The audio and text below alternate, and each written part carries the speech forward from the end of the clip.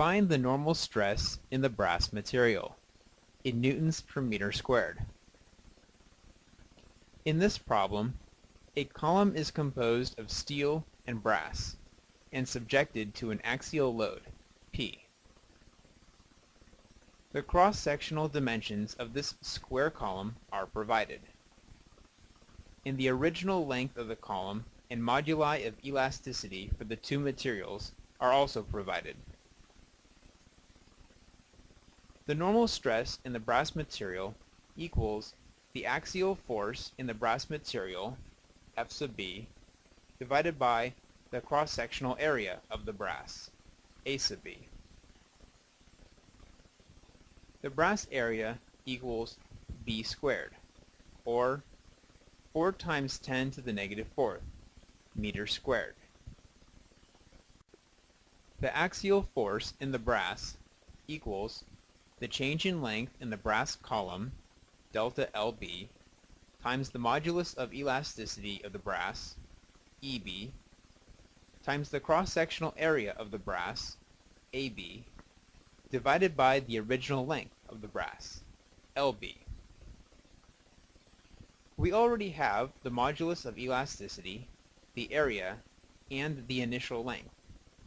So all we have to find is the change in length in the brass material. To find the change in length in the brass material, the forces are summed in the vertical direction and set equal to zero. The axial force in the brass material plus the axial force in the steel material equals the applied force, P. Next, the material forces are written out in terms of their change in lengths, areas, moduli of elasticity, and lengths. Since the original length, L, and the change in length, delta L, are the same for both materials, the subscripts are dropped and the equation is revised. Solving for the change in length, delta L equals P times L divided by the sum of the products of E and A for each material.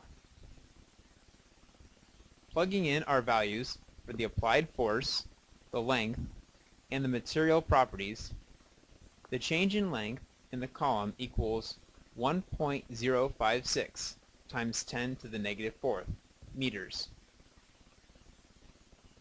By knowing the change in length, we can plug this value into our equation for the axial force in the brass material, which equals 17,741 newtons. Lastly, the axial force is plugged into our original equation for the shear force in the brass material, which equals 4.44 times 10 to the 7th newtons per meter squared. When reviewing the possible solutions, the answer is B.